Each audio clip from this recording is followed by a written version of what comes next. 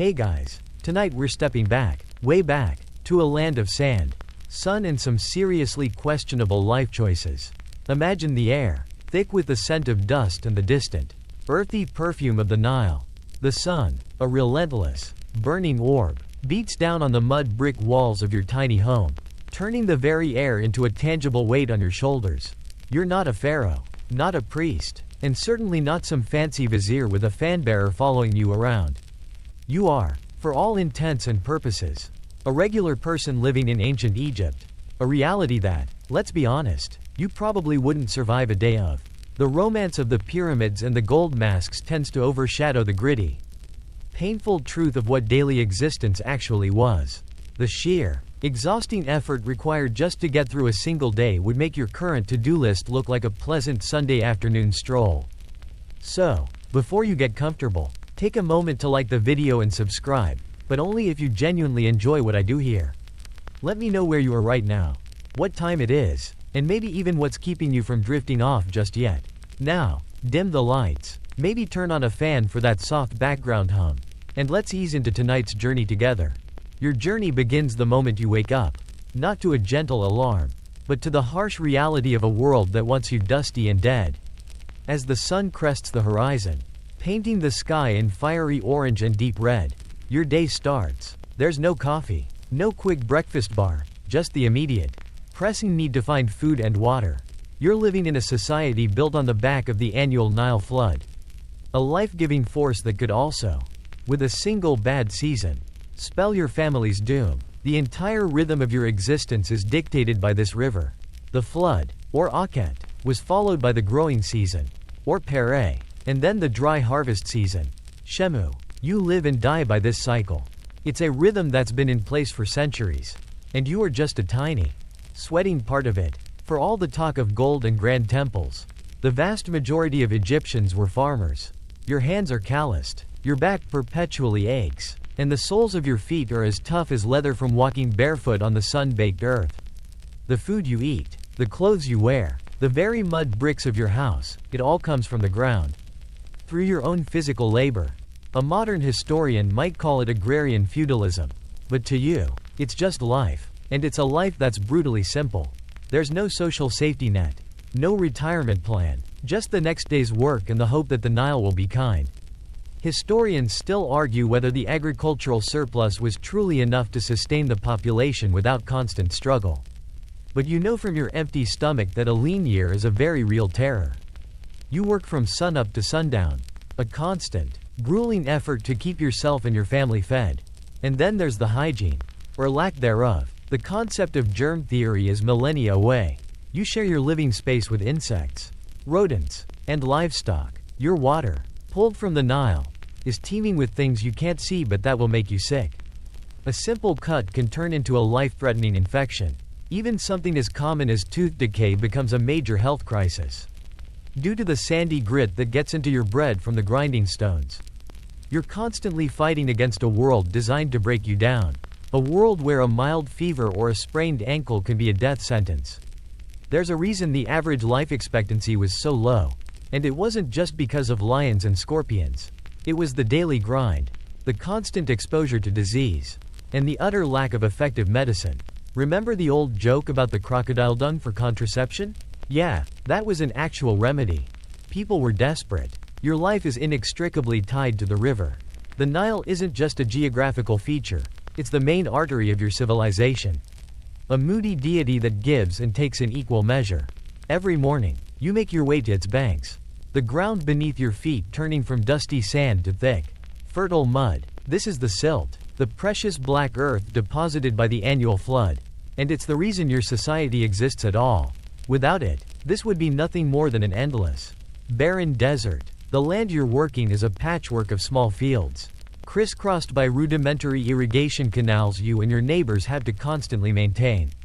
You scoop water from the river with a shadif, a simple but back-breaking contraption with a bucket on a counterweighted pole. It's an endless, repetitive motion, lifting, swinging, and pouring, hour after hour. Your shoulders burn, your back aches, and the sun continues its relentless assault. But the river is a fickle friend. The annual flood, while a blessing, is a terrifyingly unpredictable force.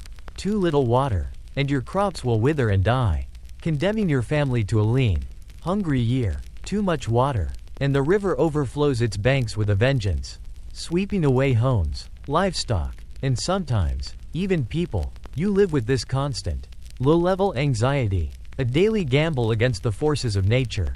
The river is also teeming with life, much of it quite dangerous.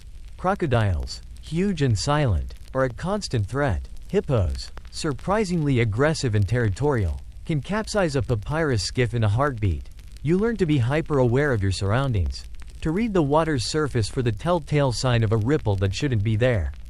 Historians still argue whether the Egyptians' reverence for the crocodile god, Sobek, was out of genuine worship or a healthy dose of fear. But you know it's a bit of both. You leave a small offering on the bank, a quiet prayer that the river's apex predators leave you in peace today. Navigation on the Nile is just as precarious. The river is the main highway, and trade and travel depend on it. But there are no maps, no GPS. You learn to read the currents, the shifting sandbars, and the direction of the wind. A simple trip to a neighboring village to trade a surplus of grain can become a major undertaking. One wrong move and your flimsy boat could be dashed against a submerged rock. You're constantly fighting against the elements, not just the heat and sun, but the very earth and water that sustain you. Your life is a testament to the fact that ancient Egypt wasn't some lazy paradise. It was a place of constant struggle, a battle for survival against a backdrop of breathtaking monuments. Remember the idyllic paintings of lush fields and plentiful harvests? Those were the ideal, not the daily reality for most. The reality was a lot more sweat and a lot less glamour. And let's not forget the bugs. The Nile's rich ecosystem includes mosquitoes, which, in turn, carry all sorts of fun diseases you have no defense against. Malaria, for instance, was likely a constant issue, weakening the population and making you even more vulnerable to other illnesses. You swat at the buzzing cloud around your head, a futile gesture against an unseen enemy. There's also the delightful prospect of parasites. You're scooping water, walking in mud, and swimming in a river that everyone uses for everything. Intestinal parasites like schistosomes, also known as bilharzia, were rampant. You've probably got them right now, causing chronic pain and fatigue. The fact that the average Egyptian managed to build anything at all, let alone the pyramids, while battling constant pain and disease is a testament to their sheer, unyielding endurance. A modern person, with our fragile constitutions and reliance on pharmaceuticals, would be flat on their back in a week. Your life, by necessity, is an exercise in pain management and stoicism. With the sun a little higher and your muscles already aching, you make your way to the fields. This isn't just a place of work, it's your entire world. The fertile soil, black and rich, is your most valuable possession. Your hands, calloused and cracked, are your most important tools. There's no fancy tractor here, no automated seeder, just you, maybe a simple wooden plow pulled by an ox if you're lucky. And the endless expanse of a field that needs tending. The main crop, of course, is barley and emmer wheat. These aren't for making fluffy, modern bread. The grain is coarse, fibrous, and full of sand from the grinding stones, which, as you know from that persistent ache in your jaw, is absolutely terrible for your teeth. Your diet is monotonous and, frankly, boring. It's mostly bread, beer, and onions. That's it. Maybe a little fish from the river if you can spare the time to catch it. Or a few lentils if the harvest was good. The rhythm of the work is relentless. You're constantly planting, weeding, and, when the time comes, harvesting. The harvest is a community effort, a collective, exhausting push to get the crops in before they spoil or are eaten by pests. You and your neighbors move through the fields with sickles, cutting the stalks, binding them into bundles, and carrying them to the threshing floor. The threshing itself is a dusty, choking process. Animals are often used to trample the grain, separating the kernels from the stalks. The entire process is a cloud of dust and sweat, a symphony of labor that has defined your people for centuries. It's not a romantic scene. It's the simple, brutal truth of your life. The idea of weekends or holidays is a foreign concept. Your rest comes when the work is done, which is to say, almost never. Beyond the sheer physical toil, there are the ever-present risks.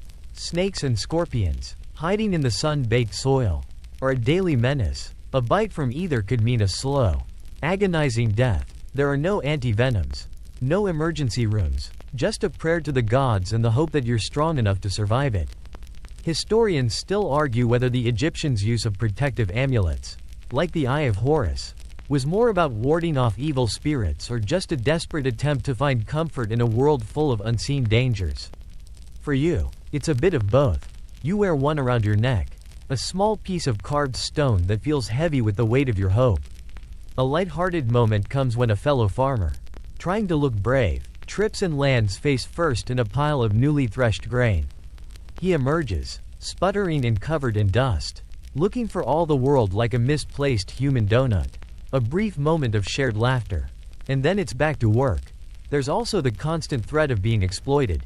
You might be a free farmer, but the pharaoh, his priests, and the nobility all demand their cut. Taxes are collected in the form of grain. And woe betide the family that has a bad harvest and can't pay. The scribes, with their superior knowledge and ability to read and write, are the administrators of this system. They're the ones who show up, measuring your fields and tallying your harvest. To you, they are a powerful, almost mystical, class of people, as far removed from your reality as the gods themselves. You've never held a pen, never seen a papyrus scroll up close. Your literacy is in the soil and the seasons, the language of the earth, but this also leaves you utterly vulnerable to the whims of a system you don't understand. It's a system designed to keep you working, to keep you producing for the good of the state. It's a silent, unyielding pressure, a constant reminder of your place in the world. Remember that feeling of dread when a storm cloud threatens your day off? This is that feeling, but it's not a passing cloud. It's your entire life. After a long morning in the fields, your stomach rumbles with a familiar emptiness. It's time for a meal, a moment of respite that, in ancient Egypt, is more about fueling your body for the next round of work than it is about pleasure. Your diet, as we've touched on, is built on the humble foundation of emmer wheat and barley. These grains are the source of your two main staples, bread and beer. The bread isn't the soft, fluffy loaf you might be imagining. It's a dense, heavy disc, often made from coarse flour that still contains bits of sand and the husks of the grain. This wasn't a mistake, it was a consequence of the stone grinding process. Every bite is a little abrasive, a slow and steady assault on your dental health. Your teeth, if they haven't already fallen out, are likely worn down, cracked, and riddled with abscesses. Think about the last time you ate something and a tiny piece of grit got stuck in your teeth. Now, imagine that happening with every single meal, for your entire life. It's a literal grind. A friend once joked that the only thing harder than a day's work was the bread you were eating. And you both had a good laugh, spitting out a mouthful of gritty crumbs as you did. Beer, the other cornerstone of your diet, is also not what you think. It's a thick, almost porridge-like liquid, often low in alcohol and high in nutrients. It's more of a food source and a way to get clean caloric energy than a recreational beverage. It's safer to drink than the often contaminated water from the Nile, and it's a vital part of your daily ration. Both men and women, and even children, would drink it. The fact that it was so universally consumed is why it was a form of payment for laborers, particularly for those working on massive state projects. Historians still argue whether the beer was deliberately low alcohol or if the fermentation process was simply too primitive to produce a stronger brew. But for you, it's just what you have to drink. Beyond the staples, your diet is Spartan. Onions, garlic, and leeks are common. They're easy to grow and provide a much-needed burst of flavor and a few precious vitamins. Maybe you get some lentils, or if you're very lucky, a bit of fruit like dates or figs. Meat is a luxury. Unless you're a hunter or part of a wealthy household, you rarely, if ever, taste beef or poultry. Fish from the Nile is a more common source of protein. But as we've seen, catching it comes with its own set of dangers. You wouldn't last a day on this diet.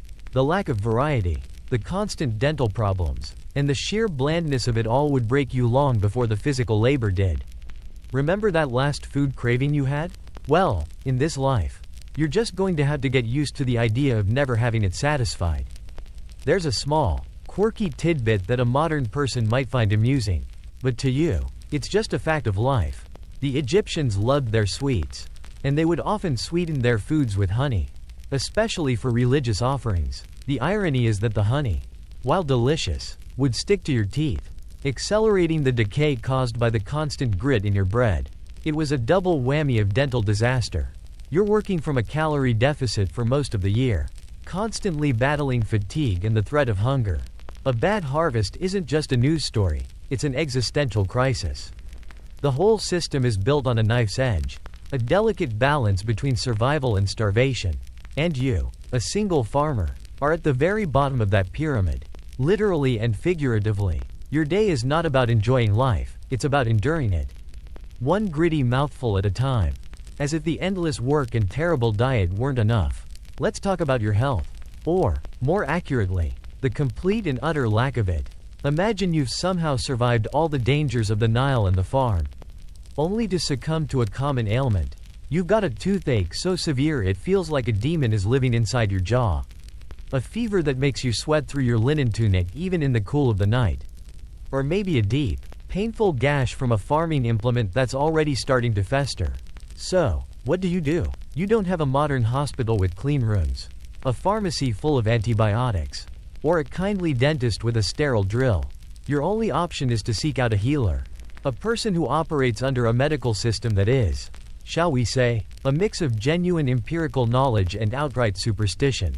Ancient Egyptian medical texts, like the Edwin Smith Papyrus, show that doctors had a surprisingly sophisticated understanding of surgery and anatomy.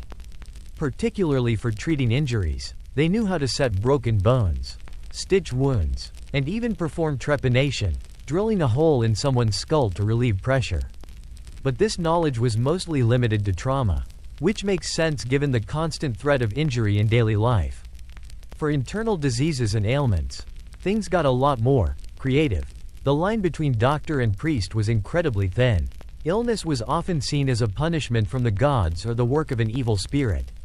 So, your treatment might involve not just a potion, but also a magical incantation or a special amulet. Remember that crocodile dung sunscreen from before? Well, that's just a mild example. Pigeons were also a source of some pretty interesting remedies. Their droppings were a popular ingredient in treatments for eye ailments. Historians still argue whether some of these bizarre remedies were meant to be more for their placebo effect or if there was some hidden, now lost logic behind them.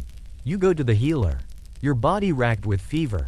They might offer you a concoction made from honey and dates, which is fine, but they might also give you something a little more out there, like a brew of animal parts or something that's frankly just a bunch of nonsense. The real kicker is the risk of infection. The tools, if you're lucky enough to have them used on you, are not sterilized. The hands of the healer are not clean. Your cure could very easily introduce a new, more deadly problem. That gash on your leg that was already looking bad is now even worse. There's a reason so many mummies show signs of terrible health and injuries that were never properly healed. The doctors, for all their good intentions, were often working with the equivalent of a magic wand and a dirty spoon. Let's not forget the dental care, or the lack of it. The constant grit in the bread meant that abscesses were a constant, agonizing problem. There's no modern dentistry to help you. A dentist might use a simple hand drill, which sounds like something straight out of a horror movie. You're better off just waiting it out, hoping the infection either resolves itself or you just get used to the pain. A funny moment, if you can call it that, comes from a papyrus that describes a specific treatment for a stiff neck. The solution? A poultice of crushed spices and other ingredients, to be applied while the doctor repeatedly chants, "I'm not doing this. I'm not doing this," in hopes of fooling the evil spirit causing the ailment. It's almost charming in its desperation. The reality is that your life is a constant battle against a body that's trying to give out on you. With no reliable help in sight, you're on your own, a biological machine operating in a hostile environment, and the local mechanic is just as likely to make things worse as he is to fix them. Speaking of health and medicine, let's step back and consider the sheer, overwhelming unsanitary conditions you're living in. Forget about hand sanitizer, sterile surfaces, or even a basic understanding of germs. Your world is a stew of dust, sweat, and waste. Your home, a small mud brick affair, has no plumbing. Waste is often just tossed into the street or a designated pit. This isn't just a mild inconvenience, it's a breeding ground for every disease you can imagine. Flies are everywhere, buzzing around waste, food, and open wounds. They are constant, annoying vectors of disease, a flying army of microscopic killers that you can do nothing but swat at. You're constantly fighting against a world designed to make you sick. A friend once joked that the only thing you could be sure of in life was death. Taxes. And the fact that you'd always have flies in your beer. A grim little joke, but you can't help but agree. And the water. As we've mentioned, the Nile is your source of life, but also a source of countless parasites and waterborne illnesses. You drink from it, you wash in it, and you use it to irrigate your crops. And so does everyone else. And all of their animals. And all of their waste. The river is a communal bathtub and toilet. And there's no way to purify it. Even the beer you drink, while safer than the water, is not without its own risks. Given the rudimentary brewing process, the parasites like schistosomiasis are a constant companion, causing chronic fatigue, internal bleeding, and organ damage. It's a silent, insidious killer that slowly drains your life force, making you more vulnerable to every other disease out there. Historians still argue whether the high prevalence of these parasites had a significant impact on the overall productivity of the Egyptian workforce. But you know from the constant, dull ache in your abdomen that it's a very real and very painful reality. Let's not even get into personal hygiene. The concept of regular bathing is a luxury. You might wash in the Nile, but that's like trying to get clean in a dirty bathtub. Soap, if you can call it that, is made from a mix of animal fat and ash, and it's harsh and probably not that effective. Your teeth, as we've already established, are a mess. People used a type of toothpaste made from things like rock salt and mint. But it was more of an abrasive than a cleaning agent. A little brush with a frayed end of a stick was the best you could do. Your clothes, simple linen tunics, are worn until they fall apart. You don't have multiple outfits. Or a washing machine. You hand wash them in the river, beating them against rocks to get the dirt out. It's an exhausting, fruitless cycle. The air itself is a problem. The constant dust from the desert and the grinding of grain in the fields fills your lungs. You're likely to have a persistent cough and respiratory issues. The sand gets everywhere, in your food, in your home, and in your eyes. You're constantly rubbing them, which leads to infections and, over time, can even cause blindness. The lack of proper sanitation is a silent, invisible enemy that's slowly but surely killing you. You might survive a crocodile attack, but a simple infection from a dirty cut or a bad bout of food poisoning is just as likely to do you in. It's a world where every single day is a battle against the elements and an army of unseen microbes. Remember how satisfying it is to wash your hands after a long day of work. Here, that satisfaction is a privilege you don't have. You simply accept that you will be perpetually dirty and, more than likely, perpetually sick. You've been toiling in the fields, your body a testament to the brutal, monotonous rhythm of the seasons. But what if you weren't a farmer? What if you were conscripted for one of the pharaoh's great projects? Let's take a stroll over to the construction site of a pyramid. Forget everything you've seen in the movies. This isn't a place of mystical energy and alien technology. It's a grimy, noisy, dangerous worksite. The sheer scale of the operation is staggering. Tens of thousands of workers. Not slaves. Mind you, the majority were paid laborers. Though it was a form of payment you'd find a bit strange, mostly beer, bread, and other necessities. These people, just like you, are a mix of skilled craftsmen and unskilled laborers, all working under the oppressive gaze of the desert sun. The first thing that hits you is the noise. The rhythmic chipping of thousands of copper chisels against stone. The groan of ropes as they strain to move immense blocks. The constant shouting of overseers. You're an unskilled laborer, and your job is pure muscle. You're part of a work gang, and your day is spent hauling gigantic stone blocks from the quarry to the construction site. There are no wheels, no fancy machinery, just ropes, wooden sledges, and human effort. You and your team are pulling, pushing, and straining under the weight of a multi-ton block of limestone. The work is back-breaking, repetitive, and incredibly dangerous. One slip, one snapped rope, and you could be crushed instantly. Historians still argue whether the ramp systems used to build the pyramids were straight or a spiral ramp that wrapped around the structure. But you don't really care. All you know is you're either pulling a block up an impossibly steep incline or, if you're really unlucky, you're the one at the bottom, helping to lift a block into place. and praying that the guys above you don't drop it. The conditions are a special kind of awful. The dust, from both the desert and the stone, gets everywhere. It chokes your lungs, cakes your skin, and turns your sweat into a muddy paste. A friend, a stonecutter, once coughed up a mouthful of black dust and joked that he was already turning into a mummy. Just a very sweaty, sad one. The joke was a little too close to the truth. You're working in the intense heat, with little shade and only a few water breaks, which is a good thing since the water is, as you know, full of lovely parasites. Dehydration is a constant threat. Sunstroke, a common occurrence. The work is supervised by overseers who are not exactly known for their empathy. The threat of a beating with a stick is very real. You work from dawn until dusk, and when the day is done, you sleep in a cramped, dusty hut with your work gang, your body aching and your mind too exhausted to think of anything but the next day's labor. There's a quirky tidbit to this whole operation. The Egyptians were incredibly clever with their simple tools. They used a process called dolomite pounding, which involved hitting the hard granite with a stone ball made of a tougher mineral. It was a slow, incredibly tedious process, but it worked. This shows a certain kind of stubborn genius, a refusal to give up in the face of immense difficulty. You can't help but be impressed by the sheer, unyielding will of the people around you. You're all in this together. A massive human engine working to build a monument to a person you will never meet. But in a weird way, you're also building something for yourself. The pharaoh might be the one to live forever in the afterlife. But the fact that you're a part of this massive, eternal project gives you a small sense of pride. It's a small, fleeting feeling, but it's enough to get you through the day. If you're one of the fortunate few, you might not be pulling stones under the sun or tilling the fields. Instead, you're a craftsman or an artisan, a member of a slightly higher social tier. But your life is far from easy. You live and work in a place like Deir el Medina, a village specifically for the tomb builders and artisans of the Valley of the Kings. Your work requires skill, patience, and a constant awareness of the dangers of your trade. The air in your workshop is thick with wood dust, stone particles, and the acrid smell of glues and paints. You're a part of a community of painters, sculptors, and furniture makers, all dedicated to preparing the pharaohs and nobles for the afterlife. Your job might be carving intricate scenes into the walls of a tomb.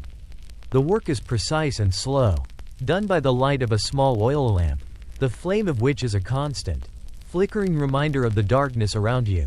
The dust from the stone gets everywhere, settling into your lungs and causing a persistent, hacking cough. The tools are simple, a copper chisel and a stone hammer. They wear out quickly and have to be constantly resharpened, a task that adds another layer of tedium to your day. You sit in a cramped space, your back hunched over your work, and your eyes straining in the dim light. Years of this work will leave you with a hunched back, a chronic cough, and failing eyesight. A fellow craftsman, a sculptor, once grumbled that the gods must have made him a man just so they could watch him slowly turn into a statue. The joke fell flat, but everyone understood the sentiment. Or maybe you're a painter, tasked with bringing the carved scenes to life. You work with mineral pigments, grinding them into a fine powder and mixing them with a binder. Likely a gum from a tree. The pigments themselves can be toxic. A beautiful blue pigment, for instance, is made from a copper compound. Other colors are made from lead, arsenic, and other dangerous materials. You don't know this, of course. You just know that the fumes make you a little lightheaded and the dust gets on your hands and under your fingernails. The constant exposure to these toxic materials can lead to skin irritation, neurological damage, and a slow, agonizing death. Historians still argue whether the high mortality rate in artisan villages was a result of their working conditions or something else entirely. But you can feel it in your bones that it's the toxic dust and the chemicals you're breathing in every day. But there is a certain pride in your work. You are creating something beautiful and eternal. Your art is meant to last for all time, to guide the pharaoh into the afterlife. You are a part of a select few who have the skills to do this. A small, quirky tidbit is that the Egyptians often used a specific type of plant fiber to make their paintbrushes, which were surprisingly effective at creating fine lines and details. You have a favorite brush, a small, worn thing that fits perfectly in your hand and has helped you create some of your best work. The constant, repetitive motion of your hand, painting the same scenes over and over, is almost meditative. It's a different kind of labor than farming. But it's no less difficult or dangerous. The pay is better, yes, and you have more food.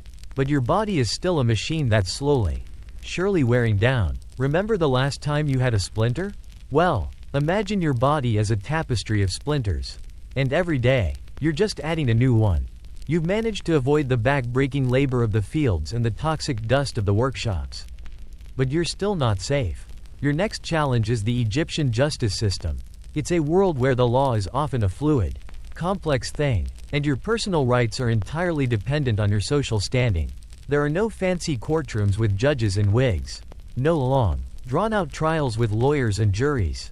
Justice, for a regular person like you, is often swift, brutal, and very local. A minor dispute with a neighbor over a shared irrigation ditch or a stolen goat can escalate into a major ordeal. The local magistrate, often a high-ranking official or priest, is the one who hears your case. There are no written laws in the modern sense. The decisions are based on oral traditions and a powerful sense of social order. The punishments can be severe and, to a modern mind, bizarre. For a petty theft, you might receive a public flogging. For a more serious crime, mutilation was a common punishment. You could have your nose or ears cut off. A permanent, physical mark of your transgression. This wasn't about rehabilitation, it was about public shaming and a physical deterrent. It also served to immediately identify you as a criminal for the rest of your life. The idea of due process, as we know it, is non-existent. You are guilty until proven innocent. And your innocence is often a matter of convincing a powerful person of your character. Not a matter of hard evidence. A friend once watched a man accused of stealing bread have his hand branded. The man, a farmer, was now unable to work. A walking, breathing testament to a life-ruining punishment. It was a joke, a dark one, that a thief wasn't just losing a limb. He was losing his life. For serious crimes like murder, the punishment was often death. But the method could be creative. You might be impaled, thrown to the crocodiles, or, in a very specific case, you could be forced to commit suicide. The infamous story of a high-ranking official who was caught conspiring against the pharaoh and was given the choice to take his own life is a good example. Historians still argue whether this was a true choice or simply a more dignified form of execution for the elite. But to you, it just sounds like a very polite way to be murdered by the state. The justice system is a tool of the powerful, a way to maintain social order and to ensure that no one steps out of line.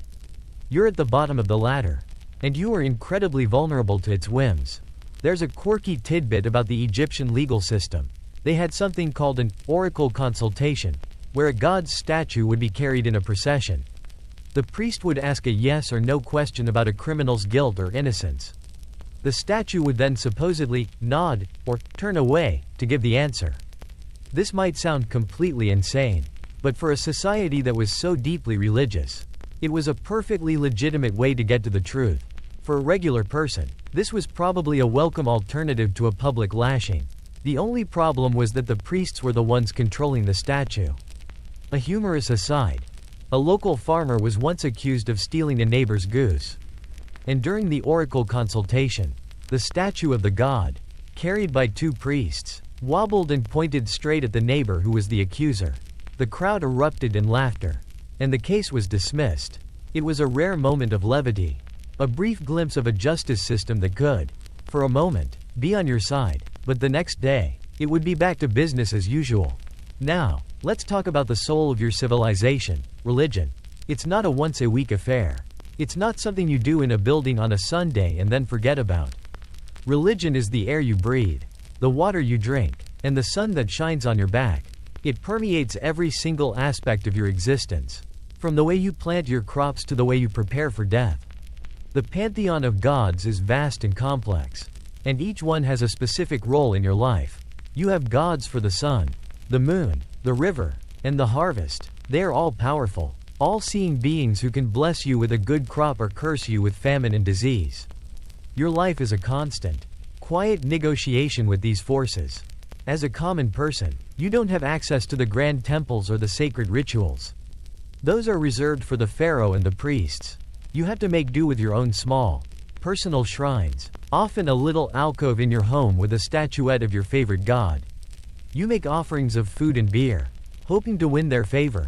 The cost of these offerings, small as they might seem, adds up. You're giving away a portion of your meager resources, hoping for a return on your investment. It's a constant, low-level financial drain. A friend once grumbled that he was giving so much grain to the gods he was starting to think they were just a bunch of fat priests in a temple.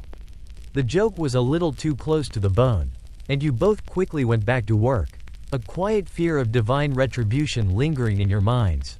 The religious rituals, while not for you, still have a massive impact on your life. The pharaohs' endless building projects, the pyramids, the temples, the colossal statues, are all religious in nature. They are built to honor the gods and to ensure the pharaoh's journey to the afterlife. These projects, as you know from Section 7, are built on the backs of thousands of laborers. Just like you, your sweat and blood are a part of a religious offering, a part of a grand design you will never fully understand. Historians still argue whether the Egyptian religious system was a genuine belief or a social control mechanism. But for you, it's very real. The threat of a god's displeasure is a far more powerful deterrent than any law. There's a quirky tidbit about your religious life. You have a god for everything, even the smallest of things. There's a goddess for childbirth, a god for writing, and even a god for silence. You're constantly trying to appease these gods, making sure you don't accidentally offend one of them. The fear of an invisible, all-powerful being is a constant presence in your life. For instance, the cult of the cat goddess Bastard was incredibly popular. Cats were considered sacred, and harming one was a major crime. You're a farmer who has a rodent problem, but you can't kill a cat, even a stray one, for fear of offending the goddess and being punished. It's a small, funny contradiction in your life. You live in a world where a cat has more rights than you do. You've heard a story about a Roman soldier who accidentally killed a cat and was lynched by an angry mob. You can't help but feel a little bit of respect for the power of a cat. The constant, oppressive nature of your religious obligations is a heavy burden. You have to pay your taxes in grain, but you also have to make offerings to the gods. You have to work the land, but you also have to participate in the religious festivals, which are a strange mix of celebration and ritual. It's a life that's defined by a constant sense of duty, both to your fellow man and to your gods. You're a tiny cog in a massive, slow-moving machine, and the entire thing is powered by faith. So far, you've been a farmer, a craftsman, a subject of the law, and a servant of the gods. But what if the call of the pharaoh is a little more direct? What if you're conscripted into the army? This wasn't a universal experience, but it was a very real possibility, especially during times of war or when the pharaoh decided to expand his borders. You would be taken from your village, a life you know and understand, and thrust into a world of discipline, violence, and constant danger. Your simple linen tunic would be replaced with a military-issue version, and your humble hoe would be swapped for a spear and a shield. Ancient Egyptian warfare was not about grand, strategic battles with millions of soldiers. It was a more personal, brutal affair. You would march for days under the relentless sun, your feet blistering on the hot sand. The food would be the same as always: bread, beer, and onions, but now it would be rationed, and there would be even less of it. Your training would be minimal, just enough to teach you how to hold a spear and stand in a shield wall. The weapons were simple, made of wood, stone, and a little bit of copper. You'd be facing an enemy with similar, if not more primitive, tools. The fighting was close, personal, and terrifying. There were no long-range weapons to speak of. It was just you and the enemy, face to face, with only a shield and a spear between you. The dangers of being a soldier were not just from the enemy. Disease, as you know, was a constant threat. The unsanitary conditions of the camp, the lack of clean water, and the constant exposure to open wounds meant that a simple fever could kill you faster than any enemy arrow. A friend of a friend, a man who went to war, came back with a terrible fever that consumed him within a week. He survived the battlefield only to be killed by the bugs in his own blood. It's a bitter little joke that a man could live through a war and die from drinking a bad cup of water. Historians still argue whether the Egyptian army's success was due to their superior discipline or simply the fact that they were a highly motivated, well-supplied fighting force. You don't know, All you know is that you're just a tiny part of a massive machine. A human shield with a stick. And your only job is to not die. There's a quirky tidbit about Egyptian military life. The soldiers, like everyone else, had a god for their specific profession. The god Montu was the god of war. And you would pray to him before every battle, hoping for his divine favor. The Egyptian soldiers would also take with them small idols of their gods, hoping to gain their protection. A young soldier once showed you a small wooden statuette of Montu he had carved himself. A tiny, simple thing, but it was the most important thing he owned. He said he talked to it every night. And you believed him. The reality of war is so brutal that you'll cling to anything that gives you a little bit of hope. The life of a soldier is a short and painful one. The chance of you surviving to a ripe old age is slim to none. Even if you don't die in battle, the constant marching, the lack of food, and the ever-present threat of disease will slowly wear you down. You're a pawn in a game played by kings and gods. A single piece on a chessboard that's constantly in danger. Your life as a farmer, while difficult, seems almost idyllic in comparison. At least in the fields. You know your enemy, the sun, the sand, and the river. In war, your enemy is a person just like you. And they're just as terrified. You are an Egyptian, and your life is a story written long before you were born. You are a peasant, and that's all you'll ever be. The social structure of ancient Egypt is a rigid, unyielding pyramid, and you're at the very bottom, literally and figuratively. At the top is the pharaoh, a living god, the sun incarnate. Below him are the priests and the viziers, the powerful bureaucrats who run the country. Below them are the scribes, the only ones who can read and write, the masters of the written word. And below them are the craftsmen, the soldiers, and the artisans. And then there's you, the fella, the farmer, the backbone of the entire society. And yet, the least important person in it. There is no social mobility. You are born into your place, and you will die in it. The idea of pulling yourself up by your bootstraps is a foreign concept. There are no bootstraps. Your world is one of constant, quiet deference. You bow to the powerful. You obey their commands, and you pay your taxes in grain and labor. You are, in essence, a piece of property, owned by the state and the gods. The pharaoh's will is law, and you are its subject. You've been told your entire life that this is the way it has always been. And this is the way it will always be. It's a life of limited choices. A life defined by the rhythms of the Nile and the whims of the powerful. A friend, a particularly cynical man, once said that your only real choice in life was to either work in the fields or to get conscripted into the army. A grim little joke, but it holds a lot of truth. The lack of social mobility is a heavy psychological burden. You have no hope of a better life for yourself or your children. Your son will be a farmer, just like you. Your daughter will marry a farmer and will live a life of domestic drudgery. The only way to escape this life is to die. This might seem incredibly bleak, but for a society that was so focused on the afterlife, it was also a source of strange comfort. Your reward, you were taught, was not in this life, but in the next. If you lived a good, honest life, you would be rewarded with a paradise of endless fields of grain. A life of leisure and comfort. It was a beautiful promise. A spiritual retirement plan, and it was enough to keep you going.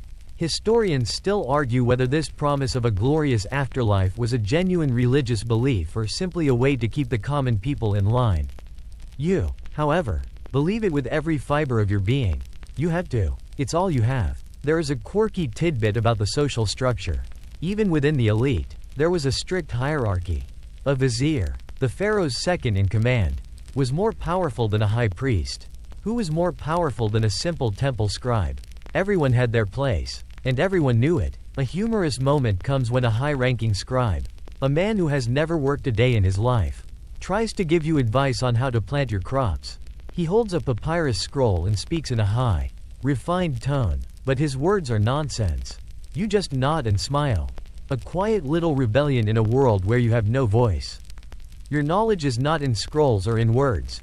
It's in the feel of the soil and the smell of the coming rain. You know this, and you know he doesn't. It's a small victory. A quiet moment of pride in a life full of indignity. The reality is that your world is a caste system. A life of perpetual servitude. And the only comfort you have is the belief that your reward will come after you're dead. Let's take a moment to look at your life from another perspective. You're a woman in ancient Egypt. While your life is still defined by the same brutal realities of farming and social hierarchy, you have a unique set of challenges and, surprisingly, a few more rights than your counterparts in other ancient civilizations. You're not just a farmer, you're a mother, a wife, and a co-manager of the household. Your day starts before the sun rises, not with a trip to the fields, but with the demanding, constant, and thankless work of domestic life.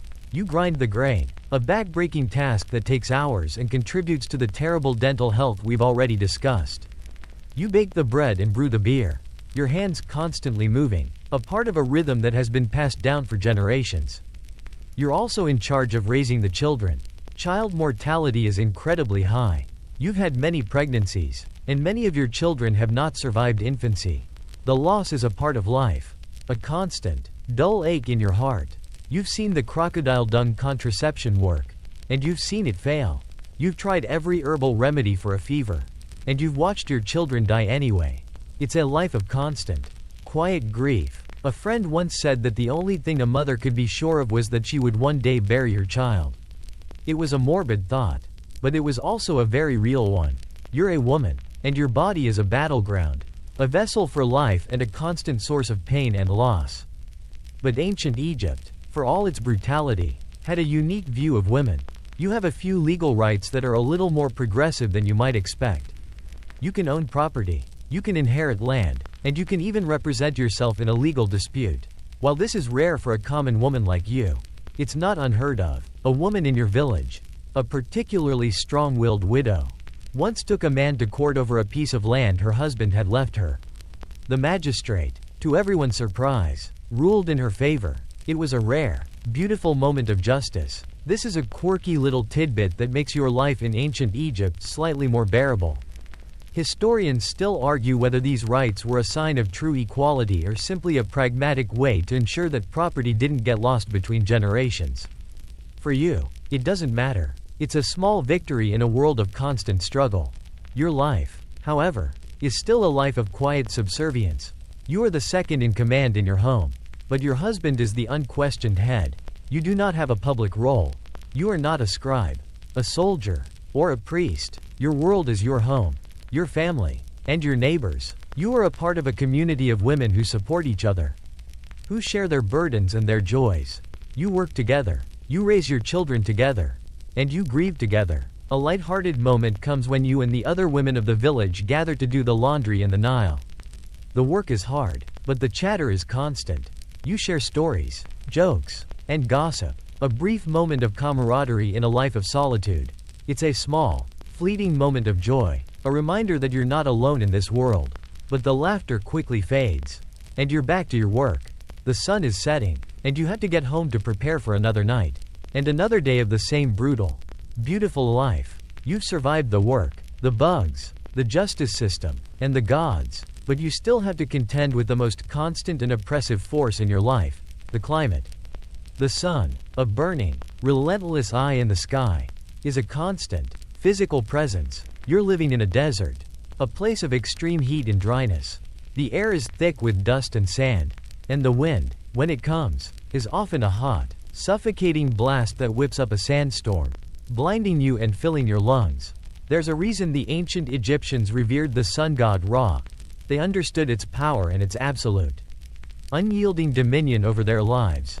You're constantly sweating, constantly thirsty, and constantly fighting against a world that is literally trying to turn you into a piece of dried meat.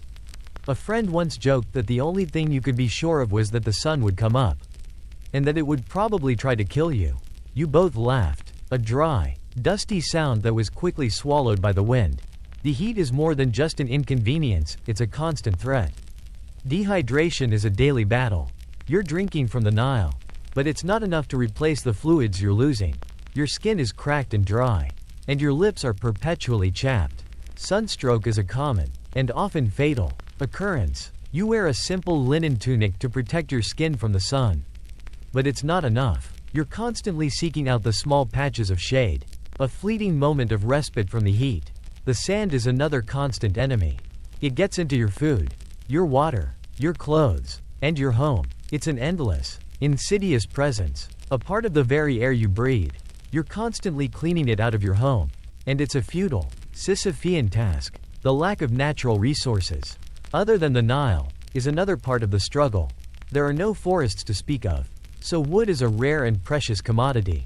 You use it sparingly, for tools and for building materials. Your homes are made of mud bricks, a material that is cheap and easy to find, but also fragile and prone to crumbling in the heat. A simple storm can wash away your entire home, forcing you to rebuild it from scratch. This is a quirky tidbit about Egyptian life. The constant need for rebuilding meant that a lot of Egyptian history, especially for the common people, has been lost to the elements. Historians still argue whether the lack of long-term housing for the common people was a sign of their low social status or a pragmatic response to the harsh climate. But you know it's both. You live in a home that's a part of the earth, and it will eventually return to it. Even the animals you depend on are a part of this struggle. The cattle, the sheep, and the goats are all susceptible to the heat and the sand. They can die from dehydration or disease, a disaster that can wipe out a family's entire livelihood. You're constantly fighting to keep them alive, to keep your source of food and milk safe. Your life is a testament to the fact that ancient Egypt wasn't some romantic paradise. It was a place of constant struggle against a world that was designed to break you down. Your life is a testament to human resilience, a quiet, unyielding will to survive in the face of impossible odds. You're a part of a long, unbroken line of people who have survived the heat, the sand, and the sun, and you will continue to do so.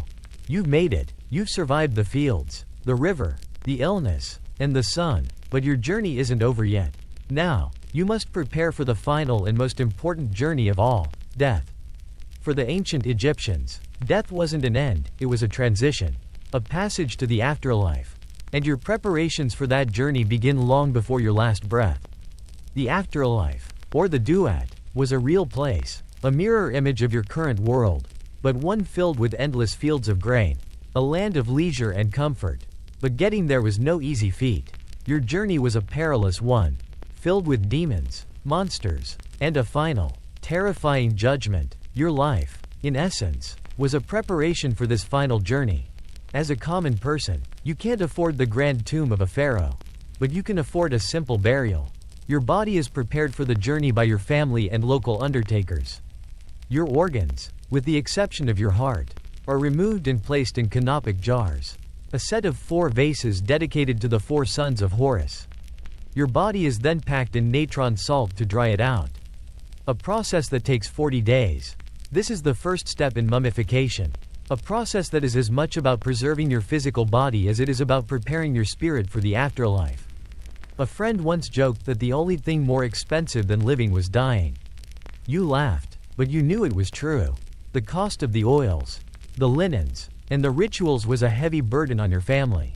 Historians still argue whether the common people's practice of mummification was a true imitation of the pharaoh's rituals or a much simpler, more practical process. For you, it's just the only way to get to the afterlife. The final judgment is the most terrifying part of your journey. You stand before the god Osiris and the 42 judges, and your heart is placed on a scale against the feather of Ma'at, the goddess of truth and justice. If your heart is heavy with sin, the monster Ammit, part crocodile, part lion, and part hippopotamus, will eat your heart, and you will cease to exist. But if your heart is as light as the feather, you will be granted passage to the duat. You've lived your entire life with this moment in mind, and you have tried to be a good person, a good farmer, and a good member of your community. You have paid your taxes. You have respected your elders, and you have made your offerings to the gods. You have nothing to fear. You hope. There's a quirky little detail about this final judgment. The Egyptians often placed a scroll with a spell on it inside the bandages of the mummified body. This spell was meant to prevent the heart from telling the gods about any sins the person had committed in their life. It was a kind of spiritual cheat code, a small, quiet act of rebellion against the gods. A good chuckle comes to mind when you think of a local man, a known thief, who died and had this spell placed in his bandages. You couldn't help but wonder if it would work. If a lifetime of sin could be so easily erased by a single piece of papyrus. The answer, you realize, is probably no, but the hope is still there. The final wind down, the last few moments of your journey. is a quiet one. Your body is placed in a simple, wooden coffin, and you are carried by your family to your final resting place. A simple pit in the sand. A place that will one day be swallowed by the desert. There are no grand ceremonies. No massive crowds. Just the quiet, sad farewell of your loved ones. Your life, in the grand scheme of things, was a tiny, insignificant blip on the timeline of a great civilization. But it was your life. And it was a life of quiet dignity, of constant struggle, and of unyielding resilience. It was a life that, you realize now, was an absolute miracle.